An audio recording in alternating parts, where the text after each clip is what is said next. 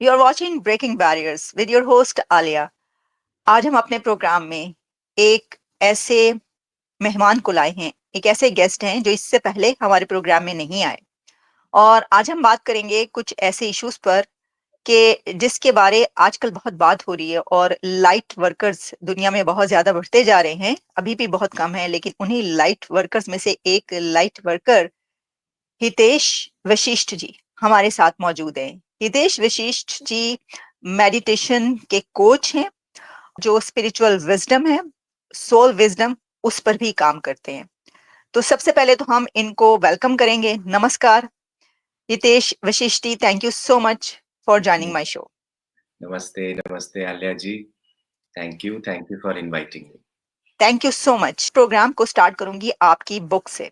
Viewers को ये बताऊं कि जो मैंने आपको इनका इंट्रोडक्शन करवाया, उसमें एक बहुत इंपॉर्टेंट इंट्रोडक्शन जो है वो ये है कि Hitesh is the author of the best seller book Sundaram speaks, conversations to your souls wisdom. Hitesh ji, ये सुंदरम स्पीक्स इतना सुंदर नाम है, बताइएगा कि ये किताब किस बारे में है और ये नाम की सिग्निफिकेंस क्या है। जी, तो देखिए जैसे ऑब्वियसली जब बुक का टाइटल आता है तो हम बताते हैं सुंदरम स्पीक्स। ऑथर मैं हूँ पर लिखा हुआ है सुंदरम स्पीक्स तो सब मुझे पूछते हैं ये सुंदरम कौन है? सो यूजुअली मेरे लिए सुंदरम मीन्स माय सोल, मेरी आत्मा। सो लाइक हम सबके पास एक आत्मा है, हम सब एक आत्मा से शरीर जैसे आत्मा ने शरीर को धारण किया है। और हमारा रियल सेल्फ क्या है? हमारा आत्मा, हमारा जिसको हम कह सकते हैं higher version of our self. तो जब हम यहाँ पर आते हैं, अलग-अलग एक्सपीरियंसेस को लेते हैं और हमारी आत्मा जो अंदर एक विज़डम सेल्फ में है, वो एक साइलेंट स्वरूप में बैठी रहती है, अनलेस एंड अंटिल हम अपने अंदर जाएँ, उसको खोजने का प्रयास करें। पर जब हम किसी प्रोसेस से, किसी तरीके से, मेडिटेशन के माध्यम से, अपने बाहर की यात्रा से के साथ-साथ अपने अंदर की यात्रा करते हैं, तो हम अपनी आत्मा से भी कनेक्शन क्रिएट करते हैं, अपनी रियल सेल्फ से कनेक्शन क्रिएट करते हैं। तो ये बुक उसी कनेक्शन पर आधारित है। ये बुक आधारित है उस कन्वर्सेशन पे जो मैंने अपने अंदर जो एक सेल्फ है, जो higher version of my own self है, उससे कम्युनिकेट किया है क्योंकि और सुंदरम नाम इसलिए क्योंकि मेरी आत्मा का एक मैसेज है, एक कॉमन मैसेज है जो वो मुझे देती है और वो सबको भी देना चाहती है and that is that everything is beautiful because most of the times we see beauty in the good things of life. We don't want to see beauty in not so good things in our life. है ना? हितेश जी, एक बात जो बहुत सारे लोग जानना चाहेंगे, ये बल्कि हमारे व्यूअर्स के लिए हम बताते चलें कि आप सबके साथ 7 पीपल ऐसे थे जो आप सबकी पास्ट लाइफ में आपके साथ जुड़े हुए थे। और इस जिंदगी में भी आप सबकी यानी हम सबकी लाइफ में 7 लोग ऐसे हैं जो कहीं ना कहीं हमसे जुड़े हुए हैं, जो कि जिनका हमसे रिलेशन पास्ट लाइफ से रहा है। तो हितेश जी, इसके ऊपर आप बताइए, क्योंकि आप इसके ऊपर बड़ा एक आपके पास इसकी एक्सप्लेनेशन मौजूद है। वो कौन से 7 लोग हैं जो पास्ट लाइफ से जुड़े रहते हैं हर एक के साथ? जी। तो देखिए यहाँ पे मैं थोड़ा-सा ये बताना चाहूँगा यहाँ पे 7 लोग नहीं, 7 तरह की एनर्जीज़ हमारे साथ रहती हैं। लोग बहुत ज़्यादा हो सकते हैं, पर आप अपने जीवन के हर किसी व्यक्ति को इन 7 फैक्टर्स के नीचे डाल सकते हैं, 7 एनर्जीज़ के नीचे डाल सकते हैं। जैसे आपके मम्मी-पापा एक एनर्जी में आ सकते हैं या मम्मी एक एनर्जी में, पापा एक एनर्जी में। और भी बहुत सारे लोग उस एनर्जी के नीचे हो सकते हैं। There can be multiple people but 7 energies. Number 2 ये ज़रूरी नहीं है कि ये सारे आपके पास्ट लाइफ से आएँ। ये आपके जिसे हम कहते हैं कि हमारी सोल फैमिलीज़ में से आते हैं। जैसे धरती पर हमारी एक फैमिली होती है, जिससे हम बायोलॉजिकली बर्थ लेते हैं, ब्लड लाइन से जुड़े होते हैं। ठीक उसी तरह से सोल प्लेन पर भी हमारी सोल ट्राइब्स या फैमिलीज़ होती हैं। नेबरिंग ग्रुप्स होते हैं। जैसे हमारे यहाँ पे पड़ोसी रहते हैं, वैसे ही वहाँ पर भी नेबरिंग ग्रुप्स होते हैं, एक्वेंटेंसेस ग्रुप्स होते हैं, ट्राइब्स होती हैं। तो ये एनर्जीज़ जो 7 तरह की एनर्जीज़ आती है, आपके उन नोन रिश्तों में से आती है, आपकी सोल ट्राइब्स और सोल फैमिलीज़ में से आती है, जो ज़रूरी नहीं है आपके पास्ट लाइफ से आएँ, पर हाँ, आपसे कहीं न कहीं linked हैं because of shared lessons और maybe having a deeper bonding with you, तो ये वहाँ से आते हैं। तो कौन है ये 7 तरह की एनर्जीज़? ये 7 तरह की एनर्जीज़ क्या होती हैं? जैसे फर्स्ट एनर्जी जिसको हम कहते हैं विदान्य, विदान्य। विदान्य शब्द बना है विद्या से। तो ऐसी कोई एनर्जी जो आपके साथ इस धरती पर आती है या आपको उनसे मिलना होता है एक समय में जाकर, जो आपको जीवन की विद्या देती है। एकेडमिक विद्या नहीं, मैथ्स, साइंस, सोशल साइंसेज़ नहीं। पर जो आपको जीवन का पाठ देती है, जैसे आपका कोई एक हीलर हो गया, एक टीचर हो गया, एक स्पिरिचुअल गाइड हो गया, जो आपको आपके जीवन का पाठ देने के लिए सहायता करते हैं, एक जीवन का एक अच्छा रास्ता दिखाने के लिए सहायता करते हैं। कब? जब आप अपने जीवन से जूझ रहे हैं, परेशान हैं, आपको कोई रास्ता नहीं दिख रहा है। हम लिख के तो आते हैं इन एनर्जीज़ को, हम सब मिनिमम 1 वेदान्या को लिख कर आते हैं, मिनिमम, ताकि हम अपनी जीवन को अगर हम एक ऑफ द ट्रैक जा रहे हैं, तो वो वेदान्या एनर्जी हमें ट्रैक पर आने के लिए हेल्प करती है। पर यहाँ पर भी हमारी फ्री विल है कि हम उस वेदान्या एनर्जी से धरती पर आके लिख तो दिया, पर आकर उनसे जुड़ते हैं या नहीं जुड़ते हैं। ये हमारे जब हम एक्शंस करना शुरू करते हैं धरती पर, उस पर आधारित होता है। तो दिस इज़ वन कि जो हमें लाइफ़ की अंडरस्टैंडिंग क्रिएट करते हैं, लाइफ़ का एक वाइडर व्यू, एक हायर वर्ज़न हमारी लाइफ़ के लिए क्रिएट करने का कोशिश करते हैं। सेकंड, जिसको हम कहते हैं माया पाशम। सो माया पाशम जो हमारे लिए इल्यूजन्स क्रिएट करते हैं। ये लोग यूजुअली हमारी पास्ट लाइफ से आते हैं। क्यों? क्योंकि ये हमें बिल्कुल विपरीत बताते हैं जो हमारी रियलिटी होती है, उसके बिल्कुल विपरीत। जैसे ऑल्दो हमारी रियल सेल्फ क्या है? We are worthy, we are divine, हमारा ट्रुथ है ये। मैं ऐसा क्यों कह रहा हूँ? क्योंकि most divine of all lives inside of us. जब वो नहीं हमें छोड़ा, तो हमें कौन क्या छोड़ेगा? कोई नहीं छोड़ सकता। तो हमारा नेचर ही डिवाइन है। पर ये व्यक्ति क्या कहेंगे? You are good for nothing, you are unworthy, you are an idiot, you are a you know you won't work, तुमसे होगा नहीं, तुम्हारे बस की नहीं है। तो मैं ऐसी-ऐसी चीज़ें बोलेंगे जो आपका कॉन्फिडेंस लूज़ करेगी, आपका सेल्फ एस्टीम डाउन करेगी।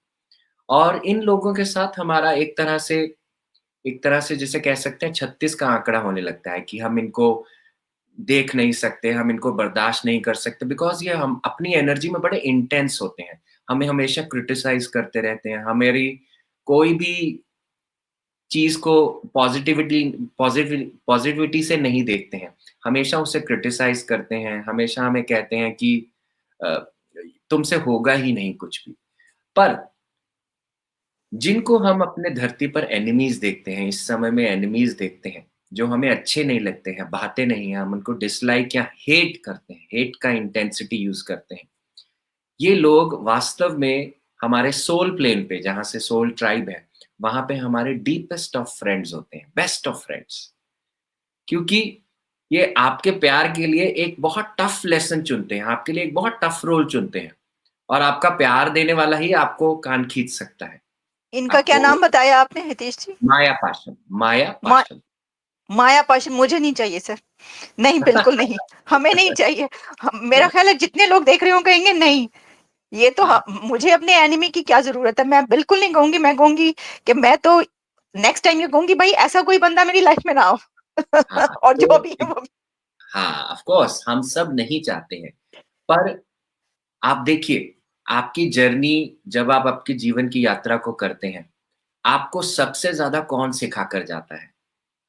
आपके अच्छे वाले लोग या जिनको आपको थोड़ा-सा चैलेंज देते हैं? क्योंकि शरीर के स्तर पर मुझे लगेगा मुझे ये एनिमीज़ नहीं चाहिए, पर आत्मा शरीर नहीं है। आत्मा को आपका ग्रोथ चाहिए। वो शरीर में क्यों आई है? ताकि वो अलग-अलग एक्सपीरियंसेस को लेके अपने आप को जान पाए और इवॉल्व हो पाए।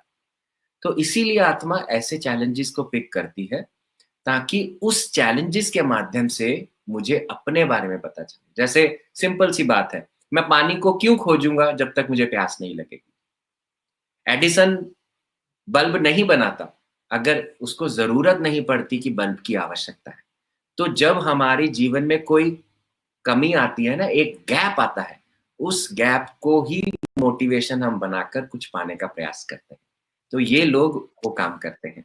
अच्छा, इससे पहले कि आप थर्ड एनर्जी की तरफ बढ़े, मैं आपसे पूछना चाहूंगी कि क्या ये जो आपने कहा कि इनके बारे में, जिनको मैं नहीं चाहती कि ये ऐसा कोई बंदा हो मेरी लाइफ में, तो क्या सोल कॉन्ट्रैक्ट के वक्त मैं वहां पर लिख कर आती हूँ, और अगर मैं वहां पे कहूंगी कि नहीं मुझे ऐसा कोई नहीं चाहिए, तो ये फिर मेरे लाइफ में नहीं होंगे? अगर आप लिख लेते हैं कि मुझे ऐसे नहीं चाहिए, पर ये देखिए किस किस स्पेस से आ रहा है कि मुझे ये नहीं चाहिए, यानी कि आप उनको अवॉइड कर रहे हैं। तो हाँ। अवॉइडेंस क्या है? आपकी लाइफ में वो चीज़ ज़्यादा अट्रैक्ट करेगी जिसको आप अवॉइड करेंगे। Law is what you resist persist. जिस चीज़ से आप भागोगे वो आपके ज़्यादा पीछे पड़ेगी। लेकिन सर, फिर उस कॉन्ट्रैक्ट का क्या फायदा हुआ जब मैंने कह दिया वहां पर कि मुझे नहीं चाहिए? तो अगर तब भी मेरे पीछे ये पड़ेंगे, तो फिर तो मेरे उस कॉन्ट्रैक्ट का कोई फायदा नहीं हुआ, क्या कहते हैं? कॉन्ट्रैक्ट में क्या होता है, आप अपनी प्योर स्पेस में होते हैं। आप ये शरीर के तरीके से नहीं सोचते कि हाय मुझे ये प्रॉब्लम नहीं चाहिए। आप अपने एवोल्यूशन के तरीके से सोचते हैं। आप ये सोचते हैं कि किस चैलेंज को लेके मेरा बढ़ोतरी हो सकता है। तो जो हम अर्थली सेल्फ से सोचते हैं, उसको हम नहीं सोचते क्योंकि वहाँ शरीर नहीं है। वहाँ हम एक हायर प्लेन में हैं, हायर एनर्जी में हैं और हम अपने हायर एवोल्यूशन के लिए ही सोचते हैं और किसी चीज़ के लिए नहीं सोचते। ठीक। चलें, अब आप बढ़े तीसरे की तरफ। कौन है तीसरा बंदा? तो तीसरे लोग होते हैं जिसको हम कहते हैं नयनी। जैसे नयन शब्द है आँखें।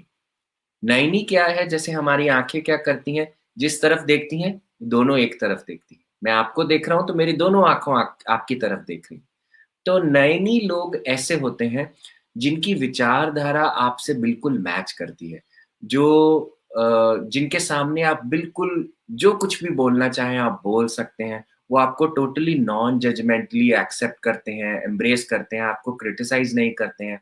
आपके शैडोज़ और लाइट को बिल्कुल इक्वली एक्सेप्ट करते हैं। मतलब कि आप उनके सामने बिल्कुल निश्चिंत होके विदाउट एनी मास्क रह सकते हो। तो ऐसे लोगों को हम नयनी कहते हैं। और चौथे चौथे जिनको हम कहते हैं जीवामृतम। जीवामृतम यानी कि जीव और अमृत, कि ऐसा कोई एनर्जी आपके जीवन में, ऐसा कोई व्यक्ति आपके जीवन में आता है कि जिसके आने से आपके जीवन की दिशा बदल जाती है। मतलब कि आपके जीवन की वो एक अलग ही ट्रैजेक्टरी शुरू कर देता है। जैसे फॉर एग्ज़ाम्पल आप बस में जा रहे थे, है ना? और आप बस में किसी को मिले, उसने आपको मेडिटेशन के बारे में बताया और आपको मेडिटेशन सुन के अच्छा लगा, उसके बाद आप मेडिटेशन करना शुरू कर दिए। उसके बाद आपके जीवन का सब कुछ दिशा ही बदल गई। तो ऐसे लोग जो आपके जीवन में एक रिफ़ॉर्म लाते हैं, रेवोल्यूशन लाते हैं और आपको जीवन की एक मिठास को चखा जाते हैं। भले ही वो आपके जीवन में रहें, भले ही वो आपके जीवन से एक पल के लिए आके एग्ज़िट हो जाएँ। तो ऐसे लोगों को हम जीवामृतम कहते हैं। तो ये यहाँ हुए पर हमारे। रुकिएगा, यहाँ जी। पर रुकिएगा, क्योंकि ये जो आपने जीवामृतम के जो आपकी लाइफ ट्रांसफॉर्म कर दें, बदल दें, क्या जैसे अगर मैंने मेडिटेशन में करती हूँ और मैं किसी से इस बारे में इंस्पायर्ड हूँ, जैसे सदगुरु हैं, तो वो भी ऐसे ही लोगों में शामिल होते हैं, या डॉक्टर उदय शाह हैं, या और ऐसे लोग के जो जिनको देख के लोग बहुत इंस्पिरेशन हासिल करते हैं, और वो भी ऐसे ही लोगों में होंगे? हाँ, क्योंकि वो ज़रूरी तो फिर नहीं है। वो तो हजारों लाखों को करते हैं ना, तो फिर यस, यस, सबकी। एब्सोल्यूटली। पर ये ज़रूरी नहीं है ये जीवामृतम हो। एक और एनर्जी है जो मैं आपको बताऊँगा, ये उसमें ओके। भी आ सकते हैं। ओके। ठीक? सो 5वीं एनर्जी जिसको हम कहते हैं शामवर्णी। शामवर्णी। सो शाम मतलब इवनिंग, वर्णी मतलब जिसका टेक्सचर इवनिंग जैसा है। सो ये लोग क्या करते हैं, आपको आपकी शैडोज़ दिखाते हैं। यानी कि क्योंकि हम सबके अंदर शैडोज़ होती हैं। शैडोज़ यानी कि वो एस्पेक्ट्स जो हम लाइट के नीचे नहीं लेके आते हैं, जो हम छुपा के रखते हैं, जो हम हाइड करके ही पसंद रखते हैं। हम नहीं चाहते कि दुनिया देखे। सो फॉर एग्ज़ाम्पल अगर कोई बहुत गुस्से वाला आदमी है, पर दूसरों के सामने अपने गुस्से को एक्सप्रेस नहीं करता, अंदर गुस्से को दबा कर रखता है। तो इसकी लाइफ़ में बहुत सारे ऐसे शामवर्णी आएँगे, जो अपना गुस्सा एक्सप्रेस करेंगे। और इसको लगेगा कि ये बार-बार क्यों मुझे गुस्सा दिखाते हैं, बार-बार क्यों मेरे सामने आके ये चीज़ें करते हैं। वो इसलिए करते हैं क्योंकि यूनिवर्स को सिखाने का एक ही तरीका है आपको, लोगों के माध्यम से। ऊपर से भगवान आकाशवाणी नहीं करेंगे, पर लोगों के माध्यम से आपको पता चलेगा कि अगर मैंने इन लोगों को अट्रैक्ट किया है अपनी लाइफ़ में, तो क्यों अट्रैक्ट किया है। तो ये वो लोग होते हैं जो आपको रिफ्लेक्ट करते हैं आपका ही शैडो, आपका ही डिसओन्ड सेल्फ, जिसको आपको अपने अंदर हील करना है, जिसको आपको अपने अंदर एक्सेप्ट करना है, एक्नॉलेज करना है, लाइट के नीचे लाना है, ताकि आप उससे उबर पाएँ। नहीं तो अगर आप अंदर चीज़ें दबाते जाएँगे, अंदर कुछ और है, बाहर कुछ और है, आप खुद ही एक अलाइनमेंट में नहीं है, तो it is against the law of self love कि हम खुद से ही प्यार नहीं करते हैं। जब हम अपनी खुद की इनसिक्योरिटीज़ को, वल्नरेबिलिटीज़ को एक्नॉलेज नहीं करते हैं, तो क्या होगा, हमारी लाइफ में शैडोज़ बढ़ेंगी। हमारी लाइफ में जो लोग ये ऐसे हैं, जो हमें तंग करेंगे, हमें पिन पॉइंट करेंगे, ये ज़्यादा होंगे, क्योंकि वो हम में बार-बार खामियाँ ढूँढते रहेंगे। सो दैट इज़ नंबर 5। नंबर 6 जिसको हम कहते हैं भूमि वर्णी। भूमि, भूमि यानी कि अर्थ, वर्णी यानी कि टेक्सचर, जो अर्थ का टेक्सचर रखते हैं। तो ये लोग क्या करते हैं, ये आपको ज़मीन पर लाने का काम करते हैं, ग्राउंड करते हैं आपको। जैसे फॉर एग्ज़ाम्पल आपने कोई अगर कोई अच्छी नई बड़ी चीज़ करी और आप इनको बताओ, तो ये आपको बार-बार चेक करेंगे। फॉर एग्ज़ाम्पल आपने मेडिटेशन सीखा, आपको मेडिटेशन में बहुत अच्छे-अच्छे एक्सपीरियंसेस हुए। आपने इनको बताया कि हाँ, मैंने तो मेडिटेशन करना शुरू किया है, मैं रोज़ मेडिटेशन करता हूँ, ये करता हूँ, वो करता हूँ। जैसे ही आपको गुस्सा आएगा या जैसे ही आप क्रिप करोगे या नेगेटिव बोलोगे, ये आपको कहेंगे, "तू कैसी मेडिटेशन करता है? मेडिटेशन तो तेरी दिखती नहीं है।" तो ये क्या करते हैं, ये आपको ग्राउंड करते हैं। ये आपको पिन नहीं कर रहे हैं, धरती पर पिन डाउन करने का काम नहीं करते, पर they really want to tell you कि हवा में मत उड़ो, थोड़ा धरती पर रहकर काम करो। इसका मतलब ये नहीं है कि आपने काम नहीं किया है, but there is a lot more to do. That is what they encourage. So usually हमारे पेरेंट्स होते हैं जो बच्चों को ग्राउंड करते हैं। हमारे बच्चे हमें ग्राउंड करते हैं। तो सिबलिंग्स, स्पाउसेस हमें ग्राउंड करते हैं, क्योंकि वो हमें धरती पर लाने का काम काम करते हैं। इनमें से ये कुछ एनर्जीज़ हो सकती हैं। तो भूमिवर्णी ऐसे लोग होते हैं। फिर लास्ट एनर्जी जिसको हम कहते हैं सूर्यवर्णी। सूर्य यानी कि जो सन की तरह हमारी लाइफ में होता है। जैसे हम सूर्य को देख के सब खुश हो जाते हैं। हम चेहरा भी ऐसे कर लेते हैं सूरज के सामने, क्योंकि हम चाहते हैं कि उसकी किरणें हमारे चेहरे पर पड़े। तो ऐसे लोग जो आपको इंस्पायर करे, इंकरेज करे अपना हायर वर्ज़न बनने के लिए, एक अपनी जर्नी से इंस्पायर करें कि हाँ, अगर वो कर सकते हैं, तो आप भी कर सकते हैं। तो ऐसे लोगों को हम सूर्यवर्णी कह सकते हैं। तो जो लोगों की, जैसे आप सद्गुरु जी की बात कर रही थी, इसमें हाँ, पब्लिक फिगर्स भी आ सकते हैं इसमें। तो ऐसे पब्लिक फिगर्स भी यहाँ पर आ सकते हैं। ठीक तो है। ऐसे 7 तरह के लोग जो हमारे लाइफ में आते हैं, आई एम श्योर जब आपके व्यूअर्स भी सुन रहे होंगे, तो अपने पीछे दौड़ा रहे होंगे कि कौन-कौन, कहाँ-कहाँ सेट हो रहा है। कि किस-किस का बेड़ा उठा के वो आए हैं, किस-किस को लिख के आए हैं, किसने आना है और अब वो उनकी लाइफ में क्या-क्या कुछ कर रहा है। सबका पता चल जाएगा अब सबको। अच्छा, ये जो अल्टीमेटली आपने they all are here, ultimately ये सब आते हैं आपके एवोल्यूशन के लिए, आपको प्रोग्रेस कराने के लिए, आपको गिराने के लिए नहीं, आपकी प्रगति कराने के लिए, ताकि आप एक सोल लेवल पर बढ़े और आप एक हायर वर्जन बने। क्योंकि लाइफ में हम क्यों लेते हैं, ताकि एक्सपीरियंसेस को लेके एक बेटर वर्जन बन जाए, और इसी में ही ये हमें सहायता करते हैं।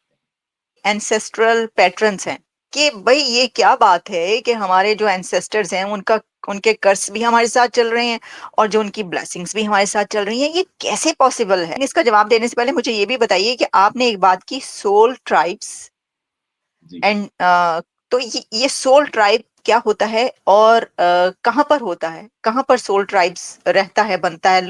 ये सोल जो है कहाँ पर रहती हैं एज़ ए ट्राइब? जी। देखिए, आपकी जैसे ये वाला जन्म, आलिया जी का जन्म और आलिया जी का पिछला कोई पास्ट लाइफ, इन 2 जन्मों के बीच में आप कहाँ थी? इसको हम कहते हैं बिटवीन लाइफ्स। जब आप एक एनर्जी फॉर्म में थी, जब आप एक बॉडी में नहीं थी, बट आप एक सटल स्पेस में, सटल प्लेन में थी। हम धरती पर, लेट्स से फॉर एग्ज़ाम्पल हम 100 साल जीते हैं। हम स्पिरिट प्लेन में अपने रियल एक्चुअल होम में 5000 साल जीते हैं। इट्स लाइक दिस, हम ज़्यादा टाइम वहाँ स्पेंड करते हैं, कम टाइम धरती पर स्पेंड करते हैं। यानी तो जिस 100 इयर्स धरती के और 5000 इयर्स सोल प्लेन के। नहीं, नहीं, ये रूल ऑफ थंब नहीं है। मैं आपको वैसे बताने की कोशिश कर रहा हूँ कि फॉर एग्ज़ाम्पल अगर आप 100 साल जिए हैं इस धरती पर, तो आप वहाँ पे 5000 साल टाइम स्पेंड करते हैं। It's just not any calculation, but just to help you कि आप ज़्यादा समय वहाँ व्यतीत करते हैं, धरती से ज़्यादा। तो इस समय में जब आप वहाँ पर होते हैं, आप वहाँ पे अपनी ट्राइब के साथ होते हैं। जैसे जब आप शरीर छोड़ते हैं, शरीर छोड़ने के बाद क्या होता है, जैसे आप अपने पिछले जन्म से शरीर छोड़े और आप अपनी लाइफ का रिव्यू करते हैं कि मैंने कैसा जीवन जिया, कैसा मेरा वो एक तरह से ब्यौरा आप आंकलन लेते हैं अपनी सारी चीज़ का। जब आप उसकी रिव्यू कर लेते हैं, फिर आप एक नई लाइफ को लिखने की शुरुआत करते हैं कि हाँ, मुझे एक नई लाइफ जीनी है और उसको इस थीम से बनाना है ताकि मेरे जो पास्ट की अनलर्न्ड थिंग्स हैं, जो मैंने सीखी नहीं है, अनफिनिश्ड हैं या जो मैंने इम्प्रोवाइज़ नहीं करी है, उनको ध्यान में रखते हुए मैं नई लाइफ लिखूँगा। अब जब आप नई फ़िल्म की स्क्रिप्ट जैसे देखते हैं, एक नई स्क्रिप्ट जब लिखी जाती है तो उसके लिए किरदार भी नए चाहिए होते हैं। आपको किरदार भी चाहिए होंगे। तो ये किरदार कहाँ से आते हैं? ये आपके सोल ग्रुप्स से आते हैं, जो आपके साथ ही वहाँ होते हैं, जो आपके साथ रहते होते हैं, जो अपनी जर्नी खुद भी कर रहे हैं और आपको भी हेल्प करते हैं। जैसे फॉर एग्ज़ाम्पल आप अपनी जर्नी खुद भी कर रही हैं, पर अपने किसी रिलेटिव की जर्नी में भी हेल्प कर रही हैं, कोऑर्डिनेट कर रही हैं, थोड़ा उनको हेल्प कर रही हैं सीखने के लिए, थोड़ा खुद सीख रही हैं। ये कॉन्ट्रैक्चुअल होता है। जैसे 2 आत्माओं के बीच में जो संधि होती है कि मुझे ये सीखना है जब मैं आऊँगी, तुम्हें ये सीखना है जब तुम आओगे, तो ये कॉन्ट्रैक्ट्स के बेसिस पे चलता है। तो हम कॉन्ट्रैक्ट करते हैं कि तुम मुझे ये सिखाओगे, मैं तुम्हें ये सिखाऊँगा। Now I will go right now and you will come, let's say, at this time. So that is how then we come together and we meet on earth plane and we begin to work on the contract.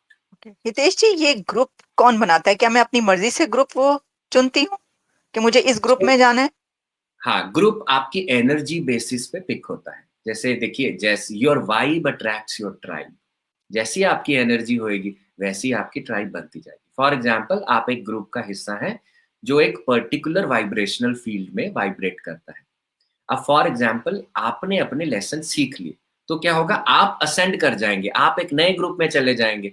अगर उन्होंने उनमें से बहुत सारे लोगों ने नहीं किया है, तो वो वहीं रह जाएँगे। जो-जो असेंड करता जाएगा, वो अपनी वाइब्रेशन को बदल-बदल के ऊपर के ग्रुप्स में जाता जाएगा। ठीक, लेकिन आपने कहा कि जो आपके रिलेटिव हैं, आप उनको भी वहाँ पे सिखा रहे होंगे, उनको हेल्प आउट कर रहे होंगे, लेकिन हो सकता है कि जो मेरा रिलेटिव हो, उनका वो वाइब्रेशन ना हो, वो लेवल ना हो, तो फिर भी वो उस ग्रुप में कैसे होंगे? नो, ज़रूरी नहीं है कि जो आपके यहाँ पर रिलेटिव हैं, वो सारे के सारे वहाँ हैं। नो, ऐसा भी हो सकता है कि उनमें से सिर्फ़ एक ही जन नीचे आया हो आपके लिए। और बाकी सब वहाँ पे ही अपनी अंडरस्टैंडिंग कर रहे हों या एक म्यूचुअल नहीं बना होगा कि आपकी लर्निंग और उनकी लर्निंग में एक तालमेल नहीं बैठा होगा, संधि नहीं बैठी होगी। इसका मतलब ये नहीं है कि वो आपकी हेल्प नहीं करना चाहते। बट इट सिंपली मीन्स कि जो उन्होंने स्क्रिप्ट चुनी है और जो आपने स्क्रिप्ट चुनी है, उसके अंदर तालमेल नहीं बैठ रहा है। वो वही चुनेंगे जिनका तालमेल आपके साथ बैठेगा, जिनकी मेरे लर्निंग ग्रुप में आप वही होंगे।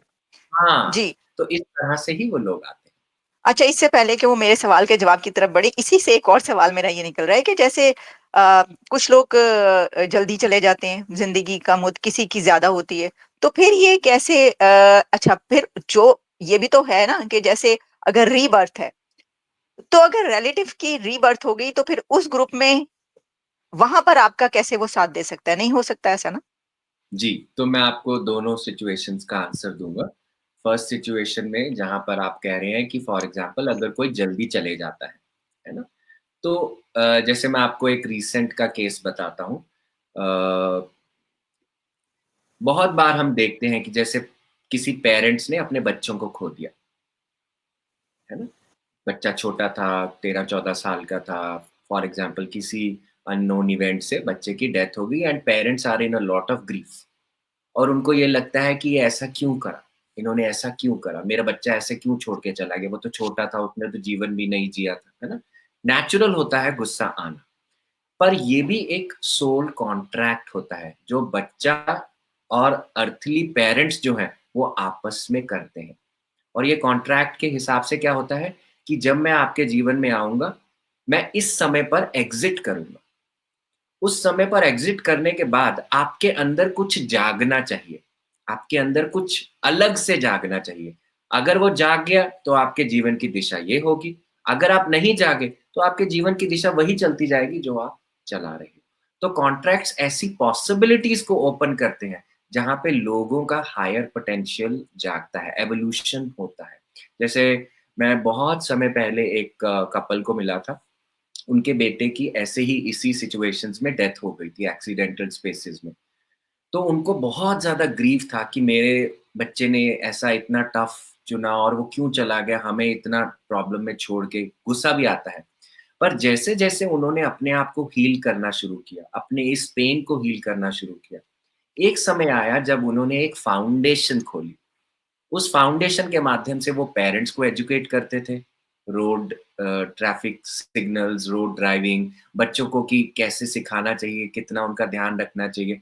इतना एजुकेशन उन्होंने करना शुरू किया कि बहुत सारे पेरेंट्स को उन्होंने एक तरह से एलिवेट किया, ये जानने के लिए कि बच्चे का किस तरह से ध्यान रखना चाहिए और किस समय पर उनको मतलब कि ड्राइविंग देनी चाहिए, क्योंकि जिस चीज़ से वो गुज़रे, उन्होंने उसको एक फायर बनाया, दूसरे पेरेंट्स को मोटिवेट करने के लिए, एनकरेज करने के लिए, ताकि वो उनके जीवन से सीख पाएँ।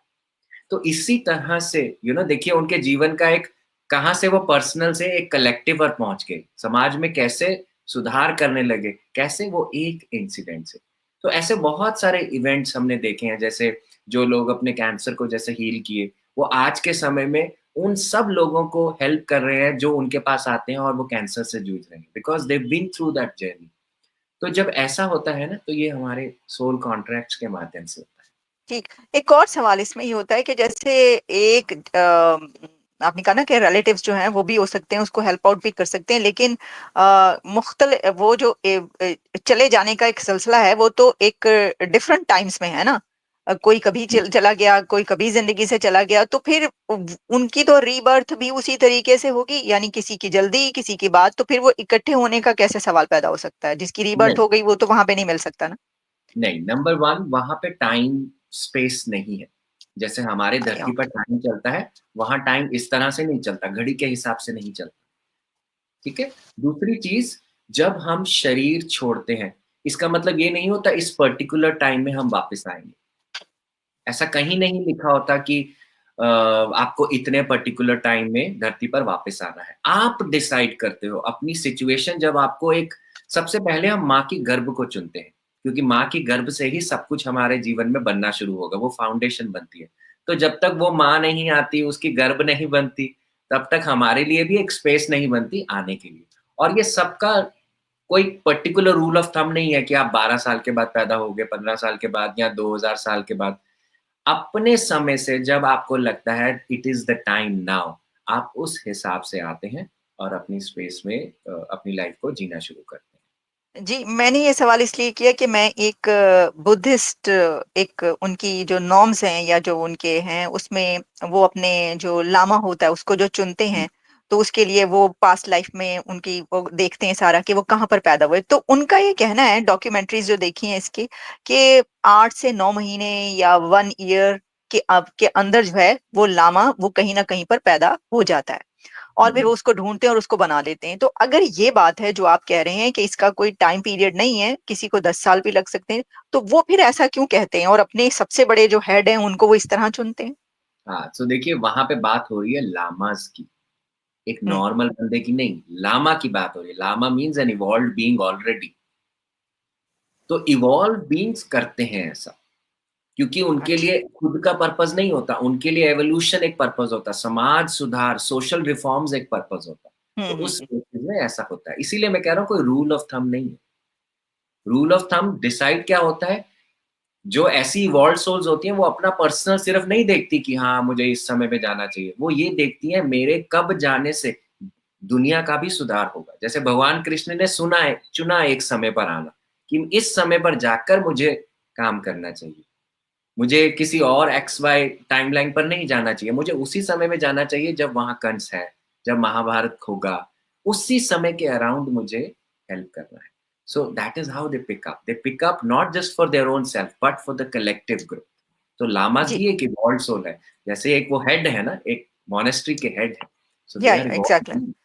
तो हितेश जी, फिर इसको मैट्रिक्स ही समझे ना हम। इस लाइफ को, इस मैं देख रही थी कि नील डिग्रेस एक बात कर रहे थे, तो उनसे किसी ने ये पूछा कि क्या ये सिमुलेशन है, क्या हम किसी के रोल प्ले कर रहे हैं और हम किसी ने भेजा है और हम बस वो कर रहे हैं, इससे निकल नहीं सकते। तो उन्होंने कहा कि मेरे पास इसके सिवा कोई है ही नहीं, जवाब तो मैं कैसे दूं, फिर मैं इसी को सही समझूंगा। तो ये मैट्रिक्स ही है जिसमें हम जी रहे हैं। It is a matrix. Matrix means हम अपनी हिंदी टर्म्स में इसको कहें, इट इज़ माया। बट माया भी ज़रूरी है। जैसे मैंने आपको बताया कि अगर प्यास नहीं होगी, तो आप पानी भी नहीं खोजेंगे। हुँ, तो माया क्या है? प्यास पैदा करती है। It hmm, creates that seeking. Only when you seek, you are able to seek inside. Ultimately, you will realize there is nothing to seek. Everything you are seeking is inside. Hmm, So okay. that is how we reach. हुँ, तो अब हम उस जवाब की तरफ please बढ़िए। मैंने आपसे पूछा था कि जो एंसेस्ट्रल्स के कर्स और ब्लेसिंग साथ होते हैं, तो कोई अगर बुरा करके गया है तो वो अब करके चला गया, वो उसमें मेरा क्या फ़ॉल्ट? मुझे क्यों उसके लिए जो है वो सज़ा मिले, या मेरे साथ-साथ वो चले कि ये हुआ तो इस वजह से हुआ कि मेरे कोई एंसेस्टर्स थे जिन्होंने ऐसा किया, ऐसा क्यों है? ये क्या आप नहीं समझते कि ये नाइंसाफ़ी है? हाँ जी, हाँ जी, बिल्कुल। देखिए, मैं यहाँ पे थोड़ा-सा ये शब्द को चेंज करना चाहूँगा, कर्सेस, बिकॉज़ कर्सेस एक बहुत इंटेंस टर्म है। ओके। तो हम इसको थोड़ा-सा अलग कर सकते हैं। हाँ, अगर मेरे को आपको पैटर्न्स के माध्यम से इस चीज़ को समझाना हो कि कैसे हमारे एंसेस्टर्स का हमारे अंदर आ जाता है, मैं आपको वो समझाने की कोशिश करता हूँ। जैसे अ, एक नेट है, एक फिशिंग नेट है। फिशिंग नेट क्या करता है? लूप्स बने होते हैं फिशिंग नेट में और सारे लूप्स इकट्ठे होकर फिश को पकड़ने की कोशिश करते हैं। अब आप सोचिए उसमें से एक फिशिंग नेट का लूप कट जाए, तो क्या होगा? उसका प्रभाव क्या आएगा? जो उसका पकड़ने का शक्ति है, नंबर 1 वो कम हो जाएगा। दूसरा, बाकी सब जो लूप्स उसके इर्द-गिर्द बने हुए हैं, उसको थोड़ा ज़्यादा काम करना पड़ेगा, फिश को पकड़ने के लिए। धीरे-धीरे होगा क्या? एक लूप फट गया, तो धीरे-धीरे बाकी सब लूप्स भी धीरे-धीरे फटने लगेंगे हुँ, और अंत में वो नेट खराब हो जाएगा। ठीक इसी तरह से हमारा फैमिली भी एक फिशिंग नेट की तरह होता है। हम सब अपनी-अपनी स्पेसेस में काम करते हैं। पर जब हमारी लाइफ में कुछ चैलेंजिंग होता है, जैसे फॉर एग्जांपल किसी के ग्रेट ग्रैंडफ़ादर के साथ उनके जीवन में बहुत चैलेंजिंग सिचुएशंस आई, जहाँ पर उनको खाने को नहीं था, जहाँ पर फॉर एग्जांपल अ उनके किसी किसी को उनके घर में आके किसी ने रॉबरी कर दी। मतलब कि जीवन को आघात देने वाली सिचुएशन हुई हो या उनको अच्छी परवरिश ना मिली हो, माता-पिता से ज़्यादा प्यार ना मिला हो, मम्मी छोड़ के चली गई हों, पापा छोड़ के चले गए हों। किसी भी कारणवश जब उनकी लाइफ में चैलेंजेस आते हैं, तो क्या होता है उनका जो फिशिंग नेट है, जो उनका एबिलिटी टू एब्ज़ॉर्ब लव है, वो कटने लगता है। अब जब वो कटने लगता है तो क्या होता है उसका प्रभाव उनके ऊपर आता है। अब उसी प्रभाव से वो अपने बच्चों को पालते हैं और वो बच्चे जब उनके प्रभाव को लेते हैं, वो अपने बच्चों को पालते हैं। तो इस तरह से वो प्रभाव धीरे-धीरे करके हमारे नीचे की जनरेशंस में आने लगता है। जैसे एक अगर मैं आपको एक नॉर्मल सिचुएशन बताऊँ, एक समय में क्या था जब पार्टीशन टाइम्स हुए, हमारे पूर्वजों ने जब पार्टीशन टाइम्स देखे, तो उन्होंने बहुत ज़्यादा प्रॉब्लम्स देखी और वो उनको जब वो अपने बच्चों से बात करते होंगे, I am sure you can understand वो किस तरह से बात करते होंगे। तो बच्चों ने वो सिचुएशन नहीं देखी, पर क्योंकि उनके पेरेंट्स का इमोशनल चार्ज उस चीज़ से जुड़ा हुआ है, तो बच्चों ने एज़ इट इज़ उस चीज़ को पकड़ लिया और अपना भी बिलीफ ये बना लिया कि अगर पेरेंट्स के साथ उनकी चीज़ें नहीं रहीं, तो एक दिन जो मेरी चीज़ें हैं, वो भी मेरे साथ नहीं रहेंगी। तो यही चीज़ के बिलीफ के साथ वो काम करेंगे और कहेंगे, हाँ, मैं सबकॉन्शियस में, कि आपके सबकॉन्शियस सबकॉन्शियस में वो वैसे आप नहीं सबकॉन्शियस समझते, लेकिन आपको नहीं पता कि आपके अंदर वो फिट हो गई है बात। सबकॉन्शियस सबकॉन्शियस में हुँ, चला गया और अंदर वो प्रेट करता रहेगा, हाँ, मैं आज कमा तो रहा हूँ, पर ये कब मेरे से छूट जाए मुझे क्या पता। और हुँ, सिचुएशन क्योंकि आपके सबकॉन्शियस में वो छूट जाती है। फिर आप वैसे ही अपने बच्चों को पैदा करते हैं और बच्चों को कहते हैं, अरे ज़्यादा बचा के रखो, इमरजेंसी फंड के लिए रखो, पता नहीं कब क्या हो जाए, आपसे छूट जाए सब कुछ। तो ऐसे बिलीफ सिस्टम्स धीरे-धीरे, धीरे-धीरे करके नीचे आ जाते हैं। जैसे साइंटिफिक टर्म्स में हम एक टर्म जानते हैं जीन्स कि हम अपने पेरेंट्स से, अपने एंसेस्टर्स से जीन लेते हैं, नैन नक्श लेते हैं, हाव-भाव लेते हैं। हुँ, हुँ, पर हमें क्वांटम साइंस या स्पिरिचुअल साइंस ये बताती है it is not just genes, it is epigenes, EPI epigenes. Epigenes क्या होती हैं? कि नॉट जस्ट कि आप अपने पेरेंट्स जैसे दिखते हैं, आप उनकी लाइफ की फिलॉसफी, आप उनके गुड्स, आप उनके नॉट सो गुड्स, वो सारी चीज़ों को भी एज़ इट इज़ पिक कर लेते हैं। तो हम देखते हैं ना एंसेस्टर्स हमारा डीएनए चलता है। आपके एंसेस्टर्स सारे आपके अंदर अलाइव हैं आपके डीएनए में। उनका इंप्रेशन आपके डीएनए में है। मेरे एंसेस्टर्स का इंप्रेशन मेरे डीएनए में है। तो ये इम्प्रेशंस हम वहाँ से पिक करते हैं। आप देखते हम्म। हैं ना एंसेस्टर्स में, जैसे हमारी जनरेशंस में डायबिटीज़ चल रहा है, हाइपरटेंशन चल रहा है, या फॉर एग्ज़ाम्पल अगर किसी को डिप्रेशन हुआ, वो डिप्रेशन भी चल रहा है।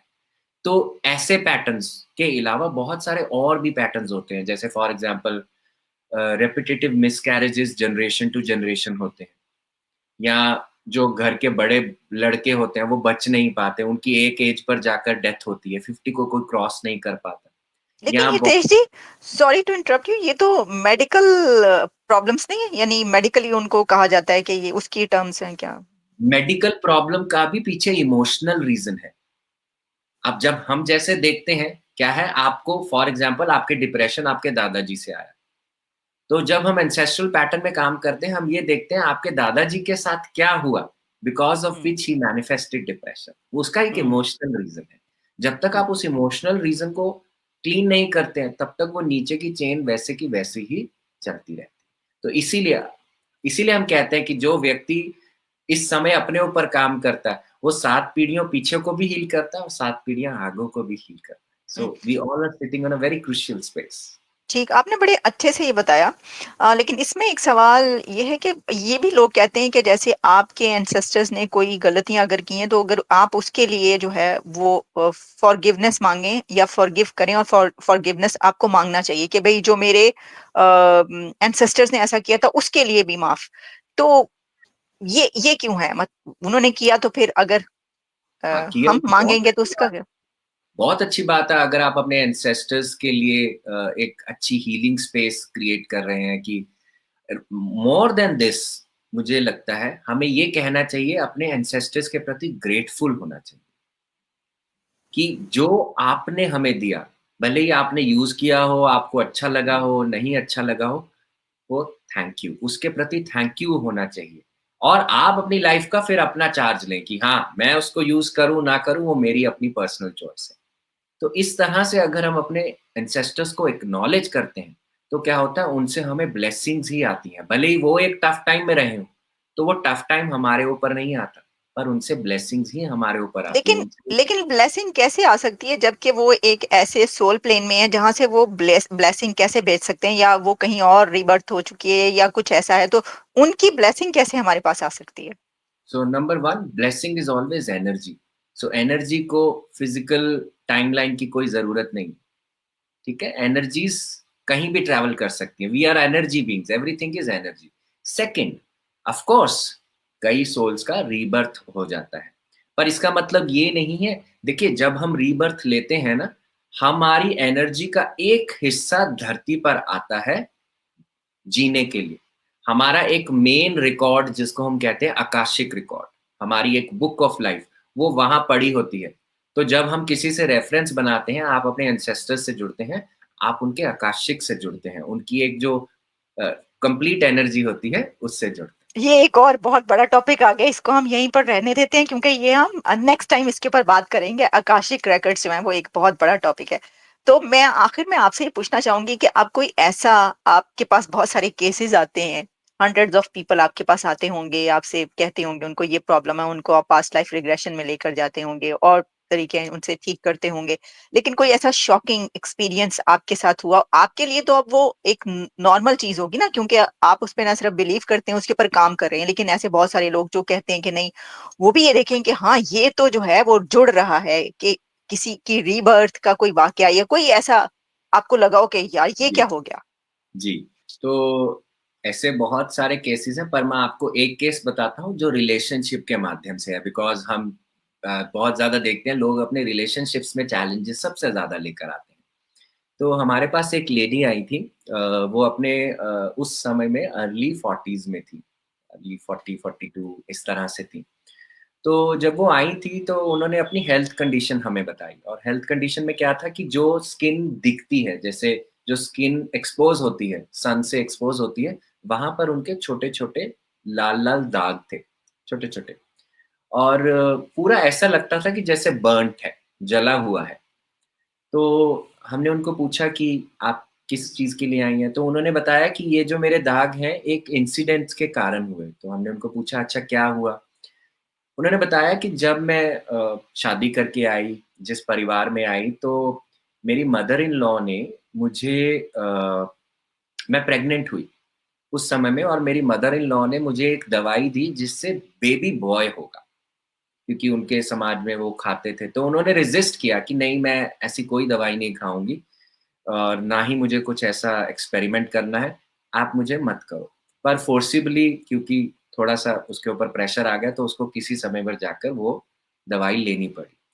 तो जब उन्होंने वो दवाई ली, उसके रिएक्शन क्या हुआ, उनकी बॉडी पर वो छोटे-छोटे दाग आ गए, जो सारे मेरे को वो दिखा रही थी। तो शी वांटेड टू से कि मेरी मदर इन लॉ ने ऐसा क्यों किया, क्योंकि ना मेरे को उनके प्रति बहुत ज़्यादा हेट्रेट है इस समय में, कि because of her I have been struggling and so much, और मेरा सब कुछ खराब हो गया। मेरे हस्बैंड भी मुझे अब पसंद नहीं करते। ही इज़ थिंकिंग कि मेरी कोई ज़रूरत नहीं है and I should Mary, he should Mary second time.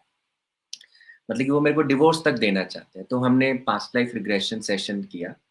एक पास्ट लाइफ रिग्रेशन में वो एक लाइफ़टाइम में रिग्रेस हुई, जहाँ पर वो एक जिसे कहते हैं कि एक बहुत पावरफुल, ब्यूटीफुल वुमन थी, जहाँ पर लोग उनकी बात सुनते थे। एक गवर्नेंस के रूप में काम करती थी, यानी कि एक लीडर के रूप में। वो लोगों को ऑर्डर्स देती थी, ऑर्डर उनको देती थी, तो लोग उनकी बात को मानते थे और लोग उनको बहुत अप्रिशिएट करते थे, उनके काम के लिए भी, प्लस उनकी ब्यूटी के लिए भी, कि आप बहुत सुंदर हैं। तो इस तरह से उनका लाइफ चल रहा था। उनकी एक मिनिस्टर थी, जो मतलब कि उनके साथ एक असिस्टेंट की तरह काम करती थी, पर वो पीछे बैकग्राउंड में रहती थी, वो कभी आगे नहीं आती थी। सारा काम ये फ़ोरफ्रंट पर रहकर करती थी। तो एक समय ऐसा आया जब इन्होंने देखा कि मिनिस्टर बहुत अच्छा काम कर रही है, तो वो उसको भी बैकग्राउंड से फ्रंट में लाने लगे, उसके साथ म्यूचुअली काम करने लगे। अब जब वो भी फ्रंट में आने लगी, तो लोग उसको भी देखने लगे, और कह लीजिए कि वो उनसे ज़्यादा सुंदर थी, उस लीडर से ज़्यादा सुंदर थी। तो लोग उसको ज़्यादा एप्रिशिएट करने लगे, उसके काम के तरीके को ज़्यादा एप्रिशिएट करने लगे। तो लोग क्या करते थे कि उसकी तरफ जाते थे एंड दे विल से कि you are doing a great job. तो इसके कारण इस महिला को, इस लीडर को बहुत ज़्यादा जेलसी होने लगी। शी सेड कि ये कल की आई और मेरा सब कुछ जो मैंने नेम फेम कमाया, ये उसको खराब करने लगी। So she conspired against her. तो उसने कैसे कॉन्स्पिरेसी करी कि उसने एक तेज़ाब लेकर उसके चेहरे पर फेंका। तो जब तेज़ाब उसके चेहरे पर फेंका, तो तेज़ाब के जो छींटे उसके जब तरफ पड़े, तो जिसके कारण वो जल गई और एक समय पर जाकर उसकी डेथ हो गई। जब जब ये लास्ट लाइफ टाइम में, लास्ट स्टेट्स में ये लीडर जब इसकी डेथ हुई, तो इसको ना ये सारी चीज़ें रिव्यू, क्योंकि हमें रिव्यू होता है, हमने क्या अच्छा किया, क्या अच्छा नहीं किया। तो इसको ये याद आने लगा कि मैंने उसके साथ अच्छा नहीं किया। जो पेन मैंने उसको दी, जो बर्न फीलिंग मैंने उसको दी, बहुत ज़्यादा यातना दी। तो सोल क्या करती है, जब इस चीज़ को फ़ील करती है, तो उसको भी होता है कि मुझे अब इस चीज़ को एक्सपीरियंस करना होगा टू अंडरस्टैंड कि उसको कैसा लगा। बिकॉज़ ऐसा फ़ील करने से क्या होता है, हमारे अंदर कंपैशन जागता है। जब हम दूसरे के जूते में जाते हैं, तो हमें पता चलता है कि उसकी अवस्था क्या रही होगी।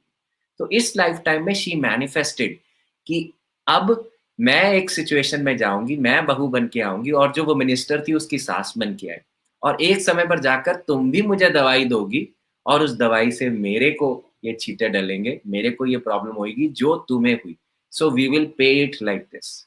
जब उनको ये समझ आया, उनको ये क्लैरिटी आई, तो उनको ये भी समझ आया कि मुझे अब अपना दिल बंद नहीं करना है, और अगर मुझे इस लूप को रोकना है, क्योंकि अगर मैं एनिमोसिटी रखती हूँ, तो ये कर्मा ए, बी, बी, ए, बी, ए, बी, ए, ये लाइफ टू लाइफ टाइम चलता रहेगा, रुकेगा नहीं। तो अगर मुझे क्लियर करना है, तो मुझे अपना दिल साफ करना होगा, और पूरे दिल को साफ करते हुए अपनी मदर इन लॉ को टोटली एक्सेप्ट करना होगा और एम्ब्रेस करना होगा।